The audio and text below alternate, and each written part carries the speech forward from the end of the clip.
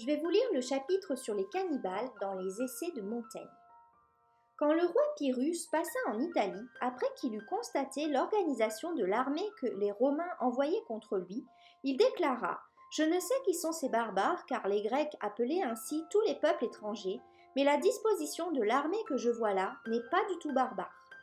Les Grecs en dirent autant de celles que Flaminius fit passer en leur pays, de même que Philippe, lorsqu'il vit du haut d'un monticule l'ordre et l'agencement du camp romain installé dans son royaume sous Publius Sulpicius Galba. Voilà comment il faut se garder de s'attacher aux opinions courantes et juger en suivant la voie de la raison, sans écouter la voix commune. J'ai eu longtemps auprès de moi un homme ayant vécu 10 ou 12 ans dans cet autre monde qui a été découvert en notre siècle, à l'endroit où vit le gagnon, touche à terre, et qu'il nomma la France antarctique. Cette découverte d'un pays immense est apparemment un événement considérable. Je ne sais si je puis garantir qu'il ne s'en produira pas d'autres à l'avenir, car beaucoup de personnages plus importants que nous se sont trompés à propos de celle-ci. J'ai peur que nous ayons les yeux plus grands que le ventre et plus de curiosité que nous n'avons de capacité. Nous embrassons tout, mais nous n'étreignons que du vent. Platon fait dire à Solon qu'il aurait appris des prêtres de la ville de Saïs en Égypte que autrefois et avant le déluge, il y avait une grande île nommée Atlantide en face du détroit de Gibraltar qui contenait plus de territoire que l'Afrique et l'Asie réunies, et que les rois de cette contrée, qui ne possédaient pas seulement cette île mais s'étaient avancés si loin sur la terre ferme qu'ils occupaient toute la largeur de l'Afrique jusqu'en Égypte et toute la longueur de l'Europe jusqu'en Toscane, entreprirent d'enjamber jusqu'en Asie afin de conquérir tous les peuples qui bordent la mer Méditerranée jusqu'au golfe de la mer Noire. Et que pour faire cela, ils traversèrent l'Espagne, la Gaule, l'Italie jusqu'en Grèce, où les Athéniens leur résistèrent, mais que, quelque temps après, à la fois les Athéniens eux-mêmes et leur île furent engloutis par le déluge. Il est assez vraisemblable que ce ravage extraordinaire commis par les eaux ait produit des changements étonnants dans les régions habitées de la terre. On pense par exemple que la mer a séparé la Sicile d'avec l'Italie. Ces lieux, arrachés jadis à leur base par un violent et vaste écroulement, se séparèrent, dit-on, alors qu'auparavant l'une et l'autre terre n'en faisaient qu'une. Chypre d'avec la Syrie, l'île d'Eubée d'avec la terre ferme de la Béotie, et ailleurs, dit-on, la mer a réuni les terres qui étaient séparées, comblant de limon et de sable les fosses qui se trouvaient entre elles. Et un marais longtemps stérile et battu des rames nourrit les villes voisines et sent le poids de la lourde charrue. Mais il ne semble pas que cette île soit ce nouveau monde que nous venons de découvrir, car elle touchait presque l'Espagne, et ce serait l'effet incroyable d'une inondation que de l'avoir fait reculer ainsi de plus de 1200 lieues, d'autant que les voyages des navigateurs contemporains ont déjà presque démontré que ce nouveau monde n'est pas une île mais un continent qui touche d'un côté à l'Inde orientale et d'autre part aux terres qui sont sous les deux pôles, ou que, s'il est séparé de ces terres, c'est par un détroit et un intervalle si petit qu'il ne mérite pas d'être nommé île pour cela. Il semble qu'il y ait des mouvements, les uns naturels, les autres fiévreux, dans ces grands corps comme dans les nôtres. Quand je considère l'empreinte que ma rivière de Dordogne laisse de mon vivant sur la rive droite de son courant, et qu'en 20 ans elle a gagné tant de terrain et sapé les fondations de plusieurs édifices, je vois bien que c'est là un mouvement qui n'est pas ordinaire. Car si elle était toujours allée à ce train, ou si elle devait se comporter ainsi à l'avenir, la forme du monde en serait bouleversée. Mais les rivières subissent des changements. Tantôt elles se répandent d'un côté, tantôt d'un autre, tantôt elles se contiennent dans leur lit. Je ne parle pas des inondations soudaines dont nous comprenons les causes. En Médoc, le long de la mer, mon frère le seigneur d'Arsac voit une de ces terres ensevelies sous les sables que la mer vomit devant elle. Le sommet de certains bâtiments est encore visible. Ces fermes et ces domaines se sont changés en packages bien maigres. Les habitants disent que, depuis quelque temps, la mer se pousse si fort vers eux qu'ils ont perdu 4 lieues de terre. Ces sables sont son avant-garde, et nous voyons de grandes dunes de sable en mouvement qui marchent à une demi-lieue devant elles et gagnent sur le pays. L'autre témoignage de l'Antiquité avec lequel on veut mettre en rapport cette découverte se trouve chez Aristote. Si du moins ce petit livre intitulé Des merveilles inouïes est de lui. Il raconte là que certains Carthaginois s'étant lancé à travers l'océan Atlantique au-delà du détroit de Gibraltar et ayant longtemps navigué, avait fini par découvrir une grande île fertile entièrement boisée et arrosée de grandes et profondes rivières très éloignées de toute terre ferme. Et qu'eux-mêmes et d'autres ensuite, attirés par la qualité et la fertilité des terres, y allèrent avec leurs femmes et leurs enfants et commencèrent à s'y installer. Les seigneurs de Carthage, voyant que leur pays se dépeuplait peu à peu, défendirent expressément à quiconque sous peine de mort d'aller là-bas, et ils en chassèrent les nouveaux habitants, craignant, à ce que l'on dit, que, avec le temps, ils en viennent à se multiplier au point de les supplanter eux-mêmes et de ruiner leur état. Ce récit d'Aristote ne s'accorde pas non plus avec ce que l'on sait de nos terres nouvelles. Cet homme que j'avais auprès de moi était un homme simple et frustre, ce qui est une condition propice à garantir un témoignage véridique.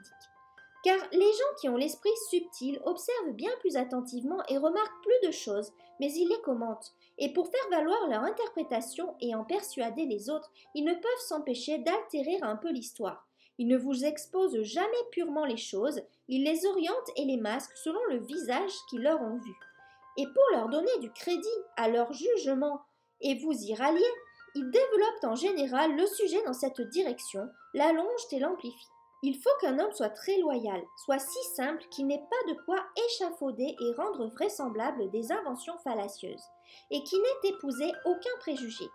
C'était le cas du mien, et de plus, il m'a plusieurs fois présenté des matelots et des marchands qu'il avait connus pendant ce voyage. C'est pourquoi je me contente de cette information, sans m'occuper de ce que les géographes disent sur la question. Il nous faudrait des topographes qui nous fassent une description spécifique des lieux où ils sont allés. Mais parce qu'ils ont cet avantage sur nous d'avoir vu la Palestine, ils en profitent pour nous donner des nouvelles de tout le reste du monde. Je voudrais que chacun écrive ce qu'il sait, et pas plus qu'il n'en sait, pas seulement sur ce sujet, mais sur tous les autres, car on peut avoir quelques connaissances ou expériences spécifiques de la nature d'une rivière ou d'une source, et ne savoir sur le reste rien de plus que ce que chacun sait. On entreprendra toutefois, pour faire valoir ce petit bout de connaissance, d'écrire toute la physique. De ce vice découlent plusieurs graves inconvénients. Or, je trouve, pour revenir à mon propos, qu'il n'y a rien de barbare ni de sauvage dans ce peuple, d'après ce que l'on m'en a dit, sinon que chacun appelle barbarie ce qui n'est pas dans son usage. Et en vérité, il semble que nous n'avons d'autres critères de la vérité et de la raison que l'exemple et l'idée générale qui nous viennent des opinions et des usages du pays où nous sommes.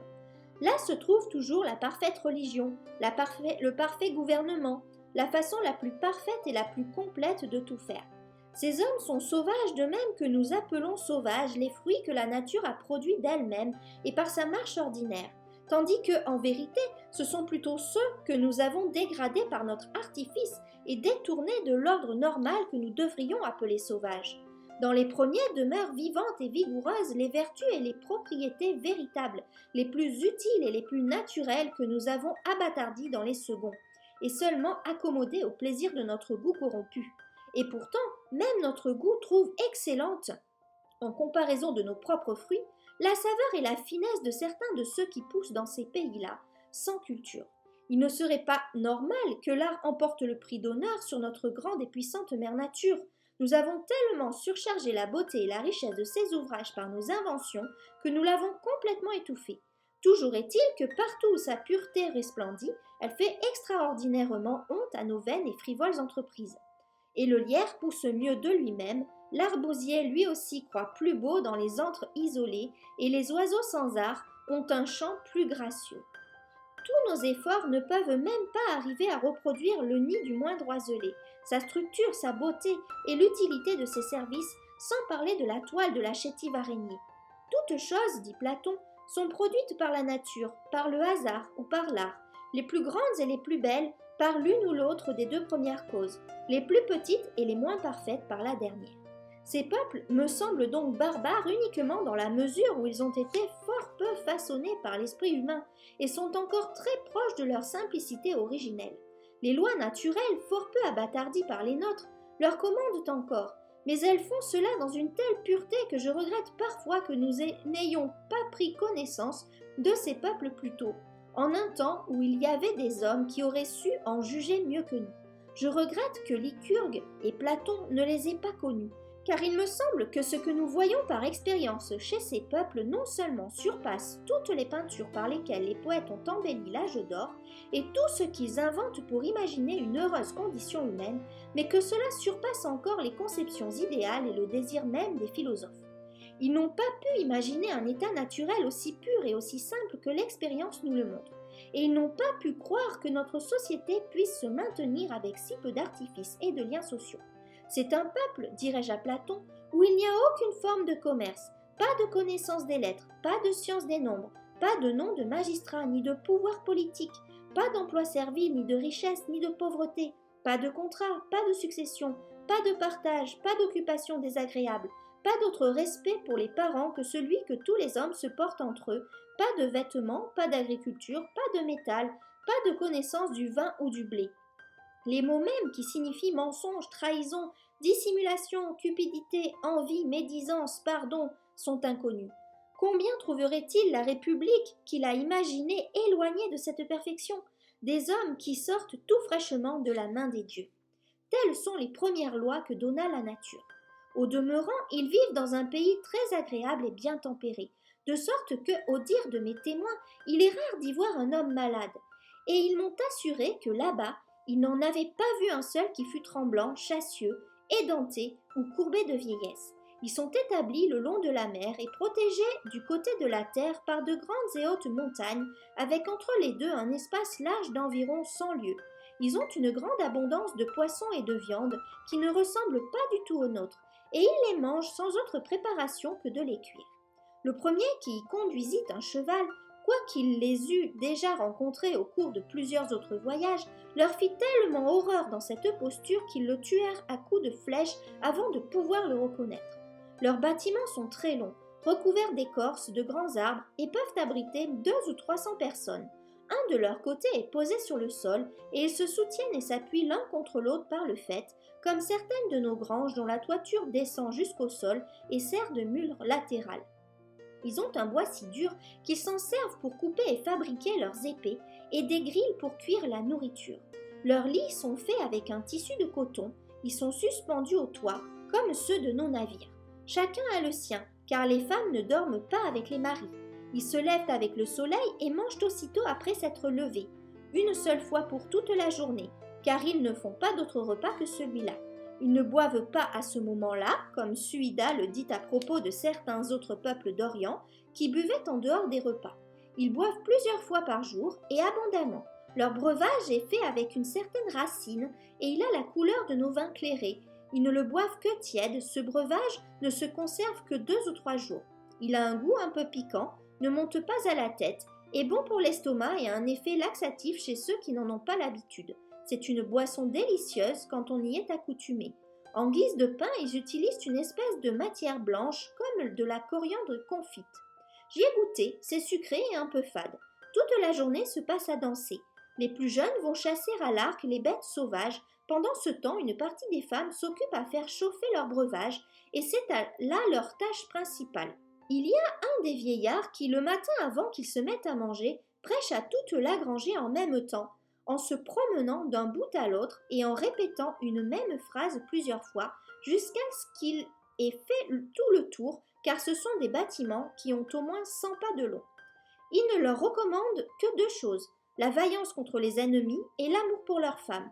Et il ne manque jamais de faire remarquer cette dernière obligation, répétant comme un refrain que ce sont elles qui maintiennent leur boisson tiède et aromatisée. On peut voir en plusieurs lieux, et notamment chez moi, comment sont faits leurs lits, leurs cordons, leurs épées, les bracelets en bois dont ils se protègent les poignets dans les combats et de grandes cannes de roseau, ouvertes à un bout par le son desquelles ils battent la cadence pendant leur danse. Ils sont entièrement rasés et se coupent le poil de bien plus près que nous, n'ayant que des rasoirs en bois ou en pierre. Ils croient que les âmes sont éternelles et que celles qui ont bien mérité des dieux résident à l'endroit du ciel où le soleil se lève et celles qui sont maudites du côté de l'Occident. Ils ont des espèces de prêtres et de prophètes qui se montrent bien rarement au peuple car ils habitent dans les montagnes. Quand ils arrivent, on organise une grande fête et une assemblée solennelle de plusieurs villages. Chaque grange, comme je l'ai décrite, constitue un village et elles sont environ à 1 lieue française l'une de l'autre. Ce prophète s'adresse à eux publiquement, les exhortant à la bravoure et à leur devoir. Mais toute leur science morale ne comporte que ces 2 articles, le courage à la guerre et l'attachement à leur femme. Cet homme leur prédit les choses à venir et le résultat qu'ils doivent attendre de leurs entreprises. Il les incite à la guerre ou les en détourne. Mais c'est à cette condition que lorsqu'ils se trompent dans ses prévisions et s'il leur arrive autre chose que ce qu'il leur a prédit, il est découpé en 1000 morceaux. S'il l'attrape, est condamné comme faux prophète. Pour cette raison, celui qui s'est trompé une fois, on ne le voit plus. C'est un don de Dieu que la divination. Voilà pourquoi ce devrait être une imposture punissable que d'en abuser. Chez les chiites, quand les devins s'étaient trompés dans leurs prédictions, on les couchait enchaînés par les pieds et les mains sur des charrettes pleines de broussailles tirées par des bœufs dans lesquels on les faisait brûler. Ceux qui traitent des affaires soumises aux aléas des capacités humaines sont excusables de ne faire dans ce domaine que ce qu'ils peuvent. Mais ces autres hommes qui viennent nous tromper en se targuant d'un pouvoir extraordinaire qui échappe à notre entendement, ne faut-il pas les punir de ne pas tenir leurs promesses et de l'audace de leur imposture? Ils font la guerre contre les peuples qui vivent de l'autre côté de leur montagne, plus à l'intérieur des terres, et ils y vont tout nus, n'ayant d'autres armes que des arcs ou des épées de bois, aiguisées à un bout à la façon des fers de nos lances. C'est une chose étonnante que la dureté de leurs combats, qui ne finissent jamais que par la mort et dans le sang, car la déroute et l'effroi, ils ignorent ce que c'est. Chacun rapporte comme trophée la tête de l'ennemi qu'il a tué et l'attache à l'entrée de sa maison, après avoir longtemps bien traité leurs prisonniers avec tous les agréments qu'ils peuvent imaginer. Celui qui en est le maître réunit beaucoup de personnes de sa connaissance. Il attache une corde à l'un des bras du prisonnier, par le bout de laquelle il le tient éloigné de quelques pas, de peur d'être blessé par lui, et il donne à son ami le plus cher l'autre bras à tenir de la même façon. Et ces deux-là, en présence de toute l'assemblée, l'assomment à coups d'épée. Cela fait, le font rôtir, en mangent une partie en commun, et en envoient des morceaux à leurs amis absents. Ce n'est pas comme on le croit pour s'en nourrir, comme le faisaient autrefois les chiites, c'est pour exprimer une extrême vengeance. J'en veux pour preuve ce qu'ils firent quand ils s'aperçurent que les Portugais, qui s'étaient ralliés à leurs adversaires, les faisaient périr autrement, quand ils les capturaient. Ils les enterraient jusqu'à la ceinture, tiraient sur le reste du corps une grosse bordée de flèches, puis les pendaient. Quand ils virent cela, ils se dirent que ces gens de l'autre monde, en hommes qui avaient semé la connaissance de beaucoup de vices chez leurs voisins, et qui étaient bien plus experts qu'eux en toutes sortes de malices, ne choisissaient pas sans raison cette sorte de vengeance, et qu'elle devait être plus dure que la leur. Ils se mirent alors à quitter leur ancienne coutume pour suivre celle-ci. Ce qui me désole, ce n'est certes pas que nous remarquions l'effroyable barbarie qu'il y a dans une telle action, c'est bien plutôt que, jugeant bien de leur faute, nous soyons si aveuglés sur les nôtres. Je pense qu'il y a plus de barbarie à manger un homme vivant qu'à le manger mort, à déchirer par des tortures et des supplices un corps qui a encore toute sa sensibilité, à le faire rôtir à petit feu, le faire mordre et blesser par les chiens et les pourceaux, comme nous l'avons non seulement lu, mais vu de fraîche date, non entre des ennemis d'autrefois, mais entre des voisins et des concitoyens, et, ce qui est pire, sous prétexte de piété et de religion, que de le rôtir et le manger une fois qu'il est mort. Chrysippe et Zénon, chefs de l'école stoïque, ont bien pensé qu'il n'y avait aucun mal à se servir de notre cadavre, de quelque manière que ce fût pour notre besoin, et même d'en tirer de la nourriture, à l'exemple de nos ancêtres qui, assiégés par César dans la ville d'Alésia, se résolurent à lutter contre la faim causée par ce siège au moyen des corps des vieillards, des femmes et des autres personnes inutiles au combat. Les Gascons, dit-on, se nourrirent ainsi pour prolonger leur vie. Et les médecins ne craignent pas de s'en servir de toutes sortes d'usages pour notre santé, en nous le faisant consommer ou en application externe, mais on ne trouva jamais aucun esprit assez déréglé pour excuser la trahison, la déloyauté, la tyrannie, la cruauté, qui sont nos fautes ordinaires. Nous pouvons donc bien les appeler barbares, si nous jugeons d'eux par rapport aux règles de la raison, mais non par rapport à nous, qui les surpassons en toutes sortes de barbarie. Leur guerre est toute noble et brave, et elle a autant d'excuses et de beauté que cette maladie humaine en peut admettre. Elle n'a chez eux d'autres motifs que la seule émulation à la bravoure. Ils ne se disputent pas pour la conquête de nouvelles terres, car ils jouissent encore de cette fertilité naturelle qui leur fournit sans travail et sans peine toutes les choses nécessaires, en telle abondance qu'ils n'ont que faire d'agrandir leur territoire. Ils sont encore dans cette heureuse situation où ils ne désirent que ce que leur nécessité naturelle leur ordonne. Tout ce qui est au-delà est superflu pour eux. Entre eux, ils s'appellent usuellement frères. Quand ils sont du même âge, ils nomment enfants les plus jeunes et les vieillards sont des pères pour tous les autres. Ceux-ci laissent à leurs héritiers en commun cette possession entière des biens contre des héritiers qui restent en indivision sans autre titre que celui tout pur que la nature donne à ses créatures quand elle les met au monde. Si leurs voisins passent les montagnes pour venir les assaillir et qu'ils remportent la victoire sur eux, le gain du vainqueur se résume à la gloire et à l'avantage d'être demeuré maître en valeur et en bravoure, car mis à part cela, ils n'ont que faire des biens des vaincus et retournent dans leur pays où ils ne manquent d'aucune chose nécessaire, ni de ce grand bien qui consiste à savoir heureusement jouir de leurs conditions et de s'en contenter. Ceux-ci en font autant à leur tour. Ils ne demandent pas à leurs prisonniers d'autre rançon que l'aveu et la reconnaissance de leur défaite, mais il n'en est pas un seul par siècle qui ne préfère mourir plutôt que de céder, par son attitude ou ses paroles, la moindre part de la gloire que lui procure un courage à toute épreuve. On n'en voit aucun qui ne préfère être tué et mangé plutôt que de demander seulement de ne pas l'être. Il les traite très libéralement, afin que la vie leur soit d'autant plus chère, et leur parle couramment de la mort qui les menace, des tourments qu'ils auront à y souffrir, des préparatifs que l'on fait pour cela, du découpage de leurs membres et du festin que l'on fera à leurs dépens. On ne fait cela dans aucun autre but que d'arracher à leur bouche quelques paroles lâches ou basses, ou de leur donner envie de s'enfuir pour gagner sur eux cet avantage de les avoir épouvantés et d'avoir brisé leur constance. Car aussi, à bien considérer la chose, c'est seulement en ce point que consiste la vraie victoire. La victoire véritable dompte également l'âme, en forçant l'ennemi à s'avouer vaincu.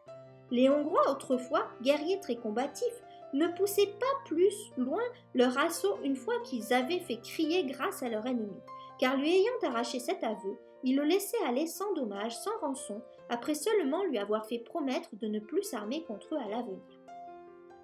Nous avons beaucoup d'avantages sur nos ennemis qui sont des avantages empruntés, non les nôtres. C'est la qualité d'un portefaix, non de la bravoure, d'avoir les bras et les jambes plus solides. C'est une qualité inerte et purement physique que l'agilité. C'est un coup de chance que de faire trébucher notre ennemi et de lui éblouir les yeux avec la lumière du soleil. C'est une affaire d'art et de technique qui peut se trouver chez un lâche et un homme de rien que d'être bon à l'escrime. La valeur et le prix d'un homme consistent dans son cœur et dans sa volonté. C'est là que réside son honneur véritable. La vaillance, c'est la fermeté, non des jambes et des bras, mais du courage et de l'âme. Elle ne consiste pas dans la valeur de notre cheval ni de nos armes, mais dans la nôtre. Celui qui tombe sans faiblir dans son courage, s'il est tombé, il se bat à genoux. Celui qui, malgré le danger de la mort imminente, ne cède rien de son assurance, et qui, en rendant l'âme, regarde encore son ennemi d'un œil ferme et dédaigneux, cet homme est battu, non pas par nous, mais par le sort. Il est tué, mais pas vaincu. Les plus vaillants sont parfois les plus malchanceux. Aussi y a-t-il des défaites aussi triomphales que des victoires, et même ces 4 conquêtes, qui sont comme des sœurs, les plus belles que le soleil ait jamais vues de ses yeux, de Salamine, de Platée, de Mycale, de Sicile, n'ont jamais osé opposer toute leur gloire réunie à la gloire de la déconfiture du roi Léonidas et des siens dans le défilé des Thermopyles. Qui courut jamais avec une plus glorieuse et plus ambitieuse envie de gagner le combat que le capitaine Iskolas le fit pour le perdre? Qui s'est assuré plus ingénieusement et plus méthodiquement de son salut que ce dernier s'assura de sa ruine? Il était chargé de défendre un certain passage du Péloponnèse contre les Arcadiens, et pour faire cela, se trouvant totalement impuissant, étant donné la nature du lieu et l'inégalité des forces en présence, et faisant le constat que tout ce qui, de son armée, se présenterait aux ennemis, n'aurait aucune chance d'en réchapper, estimant d'autre part que manquer à sa mission était indigne à la fois de sa propre bravoure et grandeur d'âme, et du nom de Lacédémonien, il prit un parti intermédiaire entre ces deux extrémités. Les plus jeunes et les plus valides de sa troupe, il les conserva pour la défense et le service de leur pays, et les y renvoya, et avec ceux dont on ne pouvait se passer plus facilement, il décida de défendre ce passage, et par leur mort d'en faire payer l'entrée le plus chèrement possible aux ennemis. C'est bien ce qu'il advint. En effet, étant bientôt totalement encerclés par les Arcadiens, après avoir fait parmi eux un grand massacre, ils furent tous, lui et les siens, passés au fil de l'épée. Existe-t-il quelque trophée destiné aux vainqueurs qui ne soit pas plus mérité par ses vaincus? La véritable victoire s'inscrit dans le combat, non dans le salut, et l'honneur de la bravoure consiste à combattre, non à battre. Pour revenir à notre histoire, ces prisonniers sont si loin de se rendre, malgré tout ce qu'on leur fait subir, qu'au contraire, pendant les 2 ou 3 mois où on les garde, ils affichent de la bonne humeur, ils pressent leur maître de se dépêcher, de les soumettre à cette épreuve, ils les défient, les injurient, leur reprochant leur lâcheté et le nombre des batailles perdues contre les leurs. Je possède une chanson faite par un prisonnier où l'on trouve cette raillerie. Qu'ils viennent hardiment, tous autant qu'ils sont, et qu'ils s'assemblent pour faire leur dîner de lui, car ils mangeront du même coup leur père et leurs aïeux, qui ont servi d'aliment et de nourriture à son corps. Ces muscles, dit-il, cette chair et ces veines, ce sont les vôtres, pauvres fous que vous êtes. Vous ne vous rendez pas compte que la substance des membres de vos ancêtres s'y trouve encore. Savourez-les bien, vous y trouverez le goût de votre propre chair. Voilà une invention qui ne sent pas du tout la barbarie. Ceux qui les peignent quand ils meurent et qui décrivent l'événement quand on les assomme, peignent le prisonnier crachant au visage de ceux qui les tuent et leur faisant la grimace. À vrai dire, ils ne cessent jusqu'à leur dernier soupir de les braver et de les défier par la parole et par l'attitude. Sans mentir, par rapport à nous, voilà des hommes bien sauvages, car il faut ou bien qu'ils le soient vraiment, ou bien que ce soit nous qui le soyons. Il y a une distance étonnante entre leur façon d'être et la nôtre. Les hommes, dans leur pays, ont plusieurs femmes, et ils en ont d'autant plus qu'ils ont une plus grande réputation de vaillance. Ce qui est très beau dans leur mariage, c'est de voir que tandis que nos femmes mettent un soin jaloux pour nous tenir éloignés de l'amour et des faveurs d'autres femmes, les leurs mettent autant de soin pour leur faire profiter de ces relations. Étant plus soucieuses de l'honneur de leur mari que de toute autre chose, elles cherchent de tous leurs efforts à avoir le plus de compagnes possible, puisque c'est un signe de la bravoure de leur mari. Chez nous, on trouvera cela incroyable. Ce ne l'est pas. Il s'agit d'une vertu proprement matrimoniale, mais du plus haut niveau. Dans la Bible également, Léa, Rachel, Sarah et les femmes de Jacob fournirent leurs belles servantes à leur mari, et Livie seconda les appétits d'Auguste à son propre détriment. Et la femme du roi Déjotarus, Stratonique, mit non seulement à la disposition de son mari une jeune femme de chambre très belle qui était à son service, mais elle en éleva les enfants avec soin et les épaula pour succéder aux privilèges de leur père. Et pour que l'on n'aille pas s'imaginer que tout cela se produit à cause d'une simple et servile soumission à leurs traditions et sous la pression exercée par l'autorité de leurs coutumes ancestrales, sans réflexion et sans jugement, et parce qu'ils auraient l'esprit tellement stupide qu'ils seraient incapables de faire un autre choix, il faut mentionner quelques traits de leur intelligence. Outre celui que je viens de rapporter à propos de l'une de leurs chansons guerrières, je connais une autre chanson d'amour cette fois qui commence ainsi. Couleuvre, arrête-toi, couleuvre, afin que ma sœur prenne modèle sur ton image pour dessiner la fortune et la façon d'un précieux cordon que je puisse offrir à mamie. Qu'ainsi, à tout jamais, soit préférée ta beauté et ton allure à celle de tous les autres serpents. Ce premier couplet, c'est le refrain de la chanson. Or, je suis assez versée dans la poésie pour juger que non seulement il n'y a rien de barbare dans cette image, mais qu'elle est tout à fait dans le style anacréontique. Leur langue, au demeurant, est une langue douce qui a une sonorité agréable, ressemblant au grec par ses terminaisons. 3 d'entre eux, ignorant combien coûtera un jour à leur tranquillité et à leur bonheur la connaissance des corruptions de ce côté-ci de l'océan, ignorant aussi que de cette fréquentation viendra leur ruine, dont je devine d'ailleurs qu'elle est déjà fort avancée, bien malheureux de s'être laissés duper par le désir de la nouveauté et d'avoir quitté la douceur de leur ciel pour venir voir le nôtre, vinrent à Rouen au moment où le défunt roi Charles IX y était. Le roi leur parla longtemps. On leur fit voir nos manières, notre faste, ce que c'est qu'une belle ville. Après cela, quelqu'un leur demanda ce qu'ils en pensaient et voulut savoir ce qu'ils avaient trouvé là de plus extraordinaire. Ils répondirent 3 choses. J'ai oublié la 3e et j'en suis bien contrariée, mais j'en ai encore 2 en mémoire. Ils dirent qu'ils trouvaient d'abord très étrange que tant de grands hommes barbus, forts et armés qui entouraient le roi, il parlait sans doute de ses gardes suisses, acceptent d'obéir à un enfant, et qu'on ne choisisse pas plutôt l'un d'entre eux pour commander. Deuxièmement, dans leur langage, ils nomment les hommes moitié les uns des autres.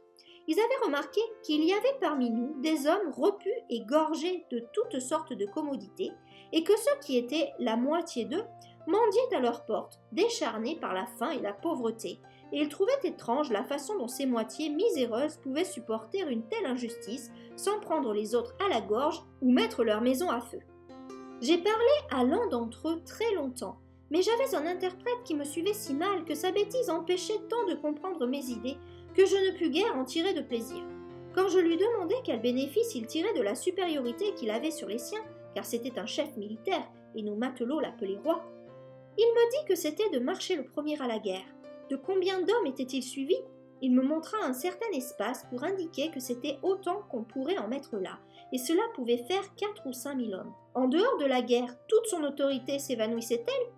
Il dit que ce qui lui en restait, c'était que quand il visitait les villages qui dépendaient de lui, on lui traçait des sentiers à travers les fourrés de leur bois pour qu'il puisse y passer bien à l'aise. Tout cela n'est pas si mal, mais quoi, il ne porte point de haut de chausse. Vous pouvez recevoir mon analyse complète de cette œuvre en cliquant sur le lien correspondant dans la description en dessous de cette vidéo.